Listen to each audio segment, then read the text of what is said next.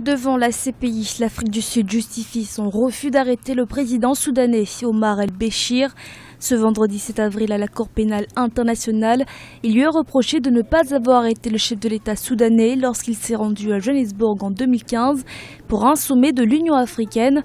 Pretoria fait valoir qu'elle ne l'a pas arrêté malgré les 2 mandats d'arrêt de la Cour pénale internationale pour des raisons diplomatiques.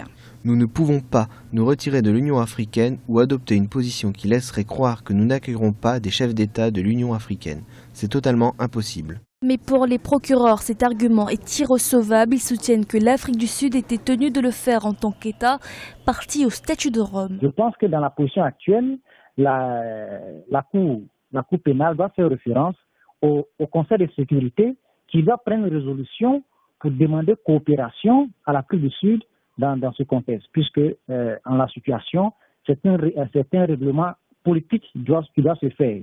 Omar el-Béchir est visé par 2 mandats d'arrêt internationaux émis par la CPI en 2009 et 2010 pour génocide, crimes contre l'humanité et crimes de guerre commis au Darfour. À savoir que 3 pays dont le Tchad, Djibouti et l'Ouganda ont déjà été interpellés par la Cour pénale internationale pour avoir accueilli le président Omar el-Béchir, mais aucune sanction n'a été prise à leur encontre à ce jour.